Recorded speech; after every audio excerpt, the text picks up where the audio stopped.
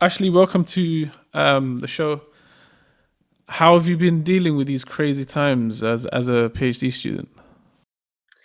It's been a little bit odd. I guess one of the things about being a PhD student is picking your own hours of work. But I normally find that I work best if I try to stick to a 9 to 5. Mm. So I normally go into university and work 9 to 5, Monday to Friday, and it provides me with that sort of motivation to keep working.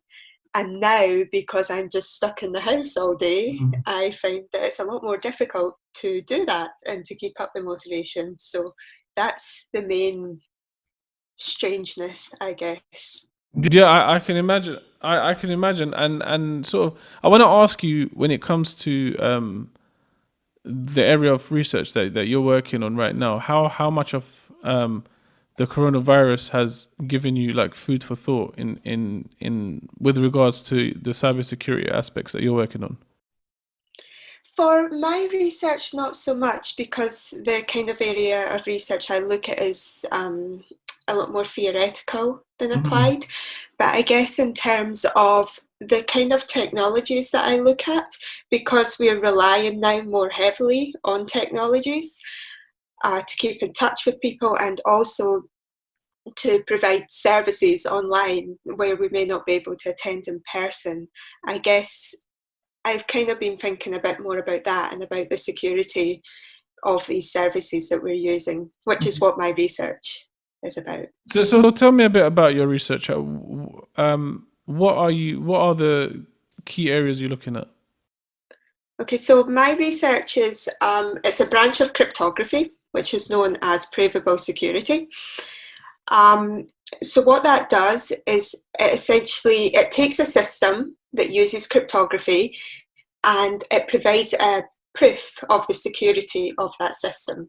Hmm. So what we'll kind of do is we'll define what sort of security we want. So I look at privacy. So we'll define what privacy means and we'll think about what an attacker might do and we'll create a definition that's around the kind of attacker model. And then we prove that a system is secure. So that's kind of what I do. And so, what and in what ways would you prove a system is secure? So we think about, I'm not quite sure how to answer this question, but I'll do it as best as I can. We think about what kind of security property that we want. Um, so I look at privacy. So what I'll think about is a system and what kind of privacy properties we want. So we may want to keep certain information hidden from an attacker Hmm. or anybody else. So if I'm sending you a message, I may want you to be able to read the message, but nobody else. Hmm. So we think about that and we think about what kind of things an attacker might want to do. So an attacker might just be looking at network traffic. So they may be looking at the encrypted message I sent you, Hmm. or they might actually try to interfere with the system a bit more. We think Hmm. about what kind of attacker we might have, and then we kind of take that idea and we write it up in a mathematical definition. So we write an attacker can do this, so they can send this exact message, or they can control these entities in the system, and we show that a real system can provide the security we want against that attacker. Okay. So and, you explained that very well. It makes a lot of sense. And so, generally speaking, have you been looking at any type of system in particular, or are you looking at just broad systems in general? Yes, so the main area of my research is in electronic voting. Hmm. That's the thing. I have looked at other types of systems, and I've looked at some specific sort of protocols and what we call cryptographic primitives that might be used in an electronic voting system. Okay. But electronic voting is kind of what brought me into the sort of provable security field. That's where my research started and what most of my research has been about. And can I ask what sort of drove you to look at electronic voting? It was during, it almost happened by accident, to be honest. It was during my time, so being part of the Centre for Doctoral Training at Royal Holloway, we had to do a summer project at the end of our first year. And I was a cryptographer. That was my kind of background for my first year. And this project came up with my current supervisor, where she wanted to look at electronic voting and particularly privacy for electronic voting. And I thought, wow, that's really cool. You know, privacy is such a hot topic just now. It's a buzzword, and electronic voting is really, it's quite a complex protocol and it's really interesting. And I thought, why not give that a go? So I spent the summer project, which was kind of like a master's level project, researching that, and I really enjoyed it. And then it just kind of went from there. That's really interesting. Because you said that it's sort of privacy is a hot topic and that sort of stuff, and obviously we know with electronic voting, there's always that sensitivity to it because of I guess the potential devastating outcomes that can come from electronic voting. So I want to ask, how much attention is being paid to electronic voting in the cybersecurity world? Well, that's quite an interesting question. There is quite a lot of research, but it's quite a niche area of research. So there tends to be like a small group of researchers looking at it. One of the problems with electronic voting is that, as you say, there are some devastating outcomes that can come of it. So we've seen recently some really high-level, state-level attacks against some voting systems, and we've seen nation-level interference in elections. So there's this kind of feeling within the community that we have to be very careful when we use electronic voting at a national level. But then it doesn't mean that electronic voting is completely useless. It's very good at sort of smaller level elections. So at that kind of level, you're still actually seeing quite a lot of research. So there's research into efficient implementations of electronic voting, and then a lot of work into the security of the voting schemes. So that's sort of one of the areas that you've sort of spent a lot of time looking at, and obviously, as you mentioned, it has a lot of sort of there's been attention in the news with regards to, like, for example, the US elections, and it's probably going to come up again because it seems to be coming up every time there's an election now. Who are in sort of, just for the audience's interest, who are the sort of people responsible for making sure these electronic systems are actually safe and are, do provide the genuine results? Okay, so I guess really in practice what you would be looking at is so if it's implemented on a national level, it would be your kind of government, that you're kind of trusting that the system is secure.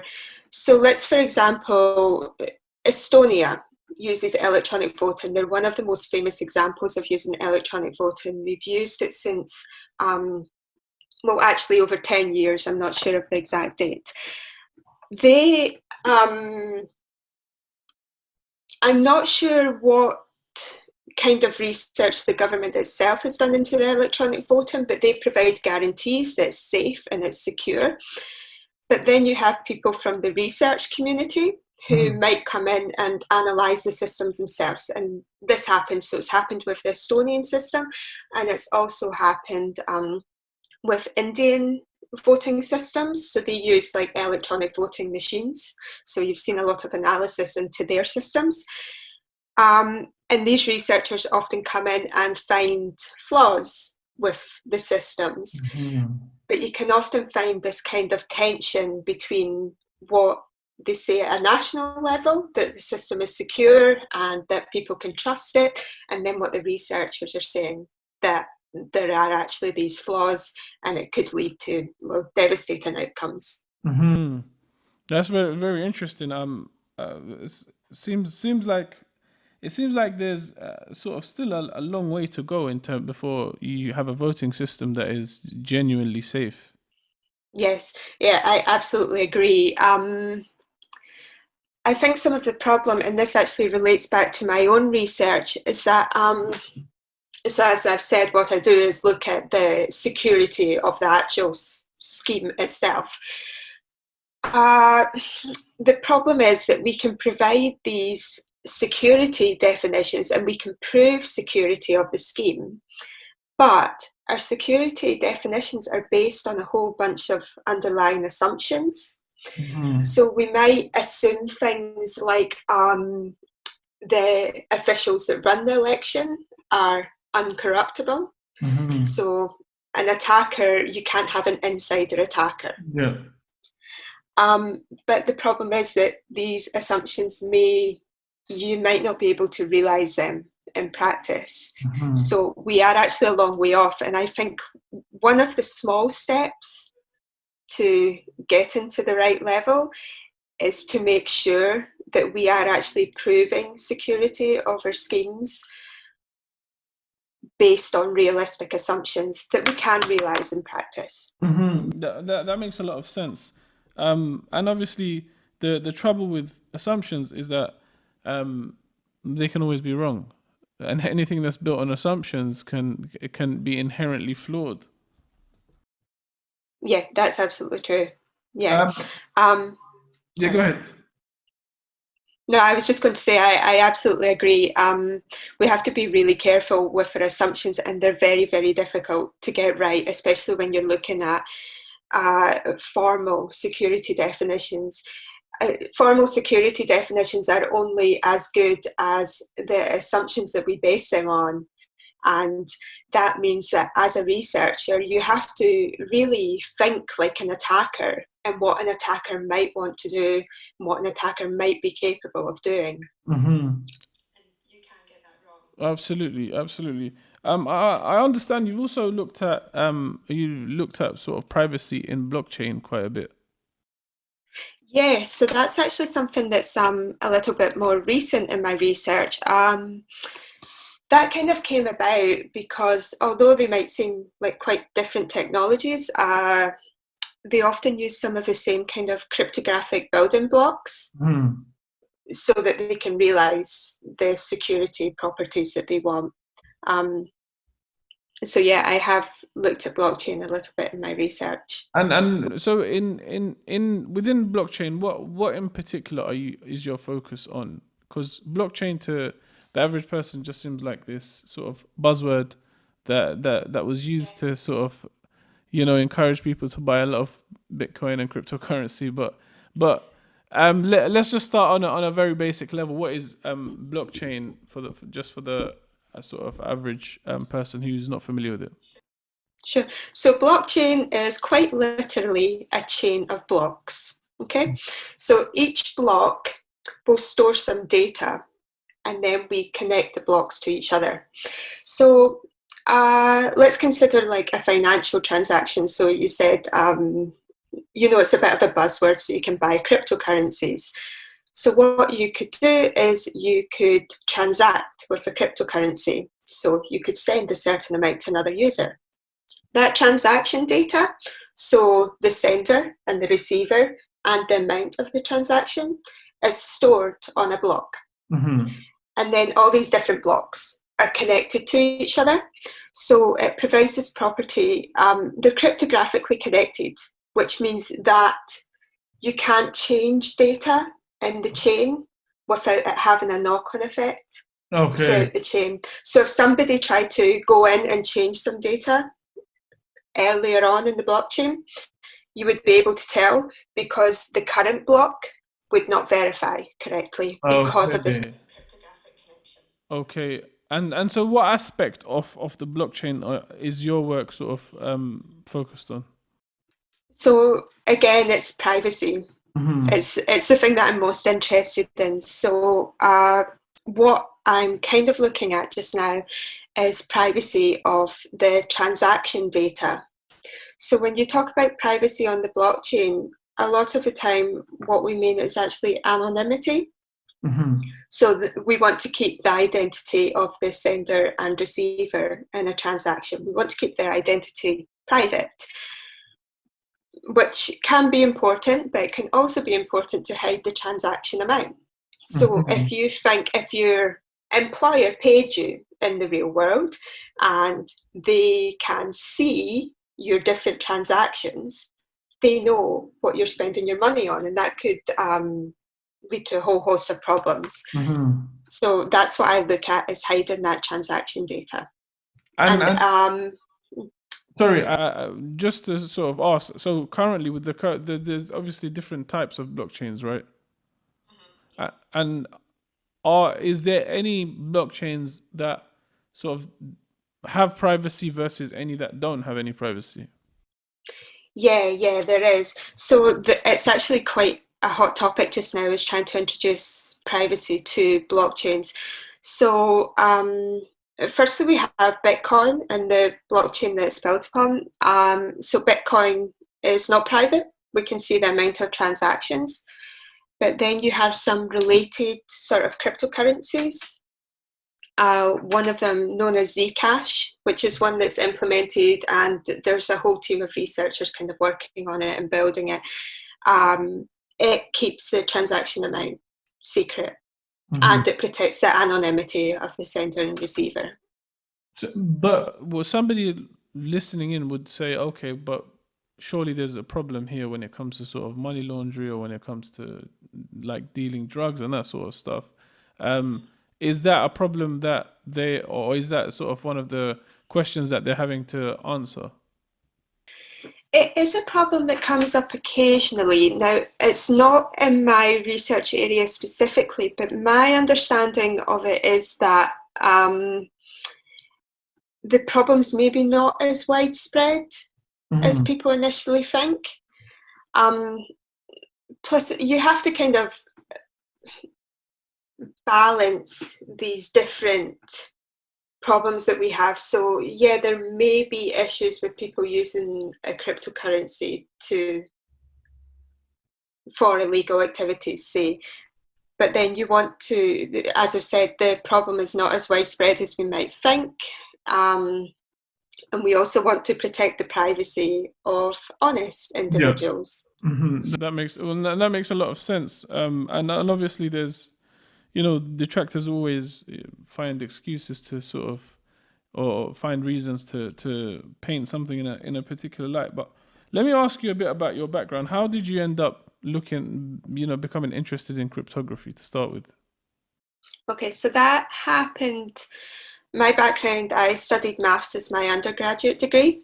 I actually went into that intending to be a teacher, to teach mathematics.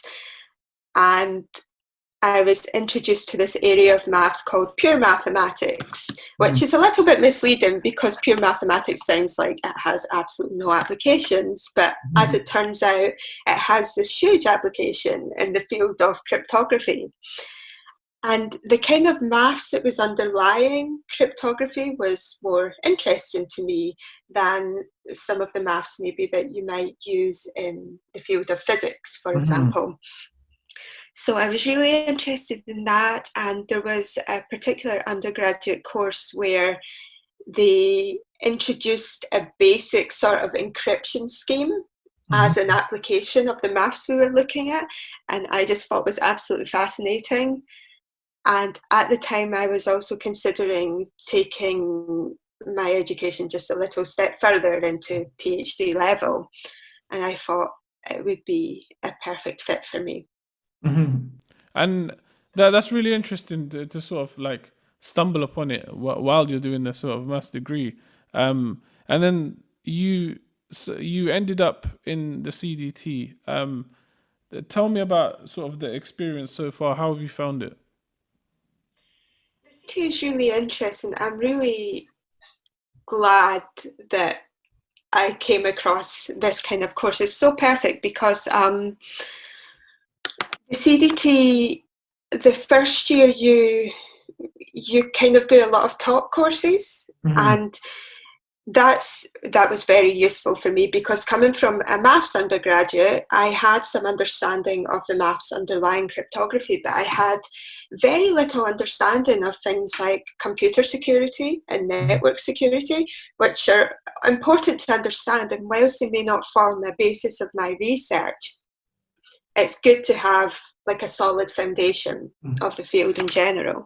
So the first year kind of gave me that, which I thought was excellent and eye-opening. And it's also really good because you come into the CDT as part of a cohort. And so there's other students who have quite a diverse range of backgrounds. So you kind of learn from each other and you're doing these courses together and everybody has different experiences. And then it gives you that opportunity, especially doing the summer project at the end of year one, to explore something that you may be interested in or maybe learn about something new before actually going into your research project. So it's kind of a quite gentle introduction to a PhD program, and it's also really nice to work with all the other different students who it's so diverse in terms of the range of subjects that people are interested in. And that's very interesting in that you sort of, the first year is kind of like a primer for you to get used to the different areas. And so, based on the research that you decided to go into, before I get asked that question, what year are you in at the moment in your PhD? I am in my fourth year just now, so I'm coming towards the end. Oh, okay. So you're sort of, no, you're not far from the end now. Right up, just remaining. Yeah, so I have, what have I got left? About 8 or 9 months left. Oh, so you're really nearly So finished. yes, I'm really close. Quite frighteningly close, actually. So how does that feel that you sort of can see the finish line? It's a little bit odd. It feels like the I think it feels like everything's stepped up in the past few months. Like I suddenly feel this pressure that I know I'm coming towards the end and I've got to finish off a whole bunch of stuff. And like I have some papers that I've written, so I have to think about how I can incorporate them into a thesis. And then I still actually have a lot of work to finish up, and then I have a couple of new projects that I want to get involved in. So it feels like it's very busy and it's kind of exciting, but it's also kind of terrifying how much work I have to do in trying to complete it in time. Yeah, I can imagine. I can imagine. But have you thought about what the next steps would be once you finished? Um, Honestly, I'm trying not to think about it too much just now, just because things are kind of a bit strange just now. I don't know what the job market is going to be like coming out of this pandemic situation. And I really wanted to go into academia because I spent pretty much my entire adult life in education. I love learning. I think education is very important, and I would love a job where I have the ability to continue to learn new things and research, but also to pass that on to a younger generation through doing some teaching. So that would be my ideal scenario. Whether that happens for me, I'm not sure, but I'm just kind of trying to focus on getting this PhD finished and trying to build up some connections as best as I can. Well, it makes a lot of sense. That sounds like a plan that is very very reasonable, especially given the situation that we're in at the moment. Um, it's really really interesting. What advice would you give to somebody who is sort of thinking about getting into cryptography or getting into thinking about doing a PhD in this field? I think it's a very good idea. If it's something that you find interesting, then I would say definitely go for it. That's the main thing. If you find it interesting, then absolutely go for it. There's so many different areas of cryptography that you can research, that there will be something there for you to do, and it's a growing field. And I'm saying this a bit tentatively just now, but it feels as though the job market's pretty good for a cryptographer or somebody from cybersecurity background. So yeah, I would say definitely go for it. Excellent. Excellent. Well, Ashley, thank you so much for, taking the time. And I hope the next 9 months are going to be very good to you. Thank you. Thank you for your time. Cheers.